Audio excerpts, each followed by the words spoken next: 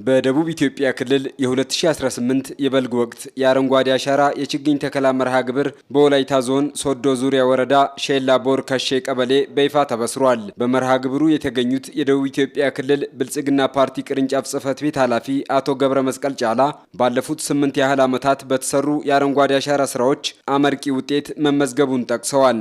የክልሉ የደን ሽፋን ከነበረበት ወደ 23.86 በመቶ ማደጉ የአፈር አሲዳማነት እንዲቀነስ ማድረግ መቻሉና ምርትና ምርታማነት ማሳደግ መቻሉ አብራርተዋል። በለሙ ተፋሰሶች ላይ ከ42000 በላይ ዜጎች በገቢ ማስገኛ ስራዎች ማሳተፍ ስለመቻሉ አብራርተዋል። በበጀት ዓመቱ በተቀናጀ የአፈርና ውሃ ጥበቃ ስራዎች በስነ ህይወታዊ አካላት ይሸፈናልም ብለዋል።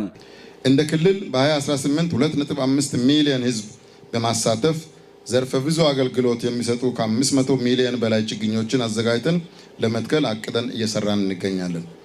ከዚህ ውስጥ በበልግ ወቅት ከ40% በላይ የሚሸፍን ከ180 ሚሊዮን በላይ ዘርፈ ብዙ አገልግሎት የሚሰጡ የደንና የፍራፍሬ ችግኞችን ለመትከል የሚያስችል ቅድመ ዝግጅት ስራዎች ተጠናቀዋል።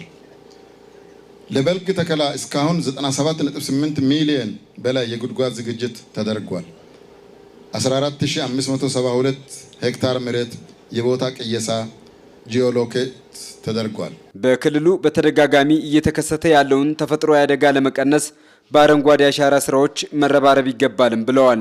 የአረንጓዴ አሻራ ተከላ ስራችን የተራቆቱ ተራሮችን መልሰን በማልማት የሀብት ምንጭ ለማድረግ የምግብና ስርዓተ ምግብ ዋስትናችንን ለማረጋገጥ ከመሬት መንሸራተት ጋር በተያያዘ የሚፈጠሩ አደጋዎችን ለመቀነስ የክልሉን የደን ሽፋን ለማሳደግና አጠቃላይ ግብርና ምርትና ምርታማነትን ለማሳደግ እምርታዊ ለውጥ ለማምጣት በሚያስችል አግባብ በሁሉም የማህበረሰብ ተሳትፎ የአረንጓዴ አሻራ ስራ በተጠናከረ መልኩ እንዲፈጸም እያሳሰብኩ የዘንድሮ የአረንጓዴ አሻራ ሁለተኛው ዙር የመጨረሻ ዓመት ተከላ በይፋ በክልላችን መጀመሩን አበስራለሁ። በምክትል ርዕሰ መስተዳድር ማዕረግ የዲላ ክላስተር አስተባባሪና የክልሉ ግብርና ቢሮ ኃላፊ ዶክተር መሪውን ፍቅሩ በክልሉ 12ቱም ዞኖች ተግባሩ በይፋ ተጀምረዋል ብለዋል። በደቡብ ኢትዮጵያ ክልል ከ500 ሚሊዮን በላይ ችግኞች መዘጋጀታቸውንም አስታውቀዋል። እንደ ክልል ከ500 ሚሊዮን ችግኝ በላይ ዝግጅት ጨርሰናል። በበልግ ወቅት ለተከላ እንዲሆንም ከ180 ሚሊዮን በላይ ችግኞችን አዘጋጅተናል። በቂ ጉድጓዶችንም አዘጋጅተናል።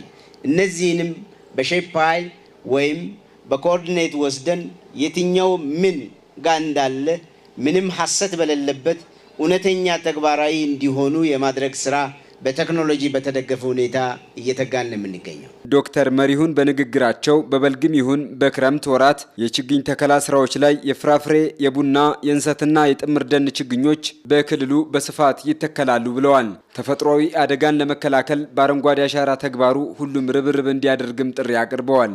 ናዳን ለመከላከል፣ ጎርፍን ለመከላከል እና ተፈጥሯዊ አደጋዎች እንዳይከሰቱ በእጅጉ የክልላችን ህዝቦች አርሶ አደሩ፣ አርብቶ አደሩ፣ ከፊል አርሶ አደሩ፣ ከፊል አርብቶ አደሩም እንዲሁም ከተሜውም ጭምር በዚህ ላይ የጋራ ርብርብ እንዲያደርግ አደራ ለማለት ይፈልጋለሁ። ይህም ህዝባችን ከተፈጥሮ አደጋ መከላከል የሚያስችል ስራ ለመስራት በቂ አቅም፣ በቂ እውቀትና ዝግጅት አለን። የምግብ ሉዓላዊነትን ለማረጋገጥ በአረንጓዴ አሻራ ስራዎች ላይ ማተኮር እንደሚገባ የጠቆሙት ዶክተር መሪሁን የተሰሩ የአካላዊ ስራዎች በስነ ህይወታዊ ስራዎች ማልበስና መንከባከብ ይገባልም ብለዋል። ከተተከለ በኋላ ለሚደረገው እንክብካቤም እጅግ በጣም በኃላፊነት መስራት እንዳለብን ለመላው ለክልላችን ህዝቦች ሀደራ ለማለት ይፈልጋለሁ በድጋሚ።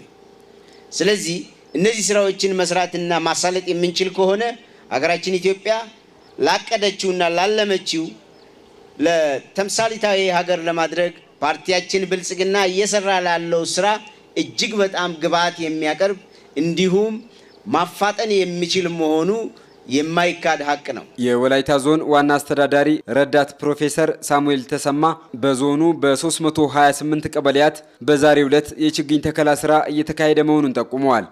የዘንድሮ አረንጓዴ አሻራ አካል የሆነው ለበልግ ችግኝ ተከላ መርሃ ግብር በዞን ደረጃ በሁሉም መዋቅሮች 328 ቀበሌያት ችግኝ ተከላው ሚያዝያ 7 ቀን ዛሬ ዕለት በይፋ የሚጀመር ይሆናል።